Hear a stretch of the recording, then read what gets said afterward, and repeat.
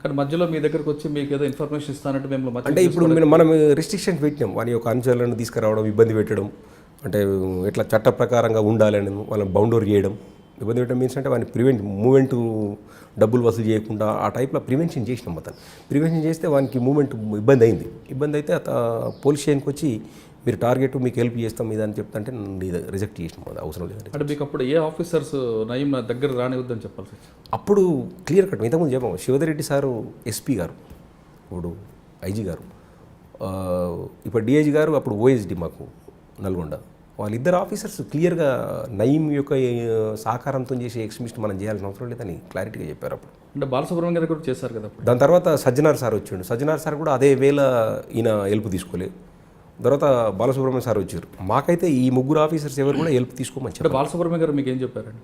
Clear cut ఆ భువనగిరి విషయంలో వరకు అప్పుడు నేను భువనగిరి లేను కాబట్టి నాకు బాలసుబ్రహ్మణ్యం సార్ పీరియడ్ నేను కోదాడ్ టౌన్లో ఉన్నా. Okay, only Shivadhar Reddy sir period మాత్రమే నేను భువనగిరి టౌన్లో ఉన్నా. ఫర్దర్ వచ్చిన ఆఫీసర్స్ కూడా నాకు మంచి. అంటే భువనగిరిలో అరాచకాలకి కానీ మీరు అంటున్నారా వాడు ఒక అరాచక శక్తిగా అతను స్టూడెంట్ ఉన్నప్పుడే అరాచక శక్తిగా ఉంది పేరు, మంచి పేరు లేదు. కానీ కొంతమంది ఆఫీసర్లు వాడి ఇచ్చిన ఇన్ఫర్మేషన్తో కొంత దళాన్ని కట్టడి చేసేవాటారు. అంటే ఒక యాంటీ సోషల్ ఎలిమెంట్ని కోవర్ట్గా మనం సపోర్ట్ చేయడం కరెక్ట్ అంటారు కాదంటారు? అంటే వీ కాంట్ జడ్జ్. ఎందుకంటే అప్పుడున్న పరిస్థితులలో ఒక రకంగా చెప్పాలంటే extremist is the main issue. ఈ రౌడీయిజము ఇంకోటి అంత పెద్ద ఫ్యాక్షనిజం అంత ఇష్యూ కాదు. అంటే ఎక్స్ట్రీమిస్ట్ వల్ల పబ్లిక్ సఫర్ అవుతుంది, గవర్నమెంటు సఫర్ అవుతుంది, పోలీస్ ఆఫీసర్స్ అంతకంటే సఫర్ అవుతారు. కాబట్టి ఏ రకంగా అయినా ఎక్స్ట్రీమిస్ట్ నుంచి ప్రజలను కాపాడాలనే విషయంలో ఆఫీసర్స్ తీసుకున్న decision may be correct, may not be correct. I can't judge it because అప్పుడున్న పరిస్థితులలో శత్రువు మిత్రువు అనుకుర్రా. తర్వాత పోలీసులు అడ్డం పెట్టుకుని ఒక గ్యాంగ్స్టర్గా ఎదగడానికి సహకరించడం ఎంత కరెక్ట్ కావడానికి కారణం ఏంటంటే అతను పోలీస్ గ్రిప్ నుంచి వెళ్ళిపోయింది. ఎక్స్ట్రీమిస్ట్ 2004-05 వచ్చే వరకు ఎక్స్ట్రీమిస్ట్ వరకు తగ్గింది, ఎక్స్ట్రీమిస్ట్ ప్రాధాన్యత తగ్గింది. తగ్గడం వల్ల ఏంటంటే అతను పోలీస్ గ్రిప్లో ఉన్నట్టే ఉండి అతను ఒక అన్సోషల్ ఎలిమెంట్గా తయారైండు. దాంతో ఏమైంది, అన్సోషల్ వర్క్స్ ఎక్కువ చేస్తుండు. అతని మకాం సిటీకి మార్చిన తర్వాత భువనగిరికి కాన్సన్ట్రేషన్ తగ్గింది. అంటే ఎవరి గ్రిప్లో ఉన్నాడా అనేది అర్థం కాకుండా పోయింది. అతను కొంచెం ఎదగడానికి అవకాశం వచ్చిందేమో అని అనుకుంటాను యాజ్ ఏ పోలీస్ ఆఫీసర్. ఫైనల్గా అతను భువనగిరి నయీం ఎపిసోడ్ వరకు వచ్చేసరికి నయీంని ఎన్కౌంటర్ చేయడం కరెక్ట్ అంటారా కాదంట? It's true, correct. ఎందుకంటే ఎక్స్చేంజ్ ఆఫ్ ఫైర్లో నయీం చనిపోవడము నాకు తెలిసినప్పుడు ఒక సింగిల్ పర్సన్ కూడా బాధపడలేకుండా ఉండొచ్చు. ఎందుకంటే సొసైటీకి వ్యతిరేకంగా చేసే ఏ మనిషి చనిపోయినా ప్రజలు సంతోషిస్తారు. నయీం చనిపోయిందని బాధపడుతున్నారు నేను అనుకో. మీ కొలీగ్స్ కూడా అతన్ని సపోర్ట్ చేయట్లేదు. కానీ వాళ్ళు చెప్పే వెర్షన్ ఏంటంటే నయీం అనే వ్యక్తి పులి మీద స్వారీలా చేయాల్సి వచ్చింది, తప్పని పరిస్థితిలో అతన్ని మేము గ్యాదర్ చేసాం, అతని ఇచ్చిన ఇన్ఫర్మేషన్తో కొంత వర్క్ చేసాం, కానీ తర్వాత అతను ఈ విధంగా మారుతాడు, మేము పులి మీద కింద దిగితే పులి తింటుంది అన్న పరిస్థితి తీసుకొచ్చాడు అని అంటున్నారు. అది ఎంతవరకు కరెక్ట్ అంటారు? అంటే ఫైనల్గా అంటే ఒక నేనేమంటున్నా అంటే I can't judgement properly because వాళ్ళు ఏ పరిస్థితుల్లో నయీం ఇన్ఫర్మేషన్ తీసుకుర్రు, ఎక్కడ తీసుకుర్రు కూడా నాకు తెలియదు. నేను పోలీస్ ఆఫీసర్ ఉన్నప్పుడు నయీం తమ్ముడు ఒకటి బెల్లెలతో మర్డర్ చేయడము వల్ల అది చేయడం, అది మేము ప్రివెంట్ చేసినాం. వాళ్ళు అప్పుడు ఉన్న ఆఫీసర్స్ కూడా నాకు సహకరించారు. అంటే ఏమంటారు, నాకు గైడ్ చేసిరు, ఎస్ ఫర్మ్గా యాక్షన్ తీసుకోవాలన్నారు. బట్ తర్వాత జరిగిన పరిణామాలకు నేను అక్కడ లేను, కోదాడ్ టౌన్కు ట్రాన్స్ఫర్ అయినా.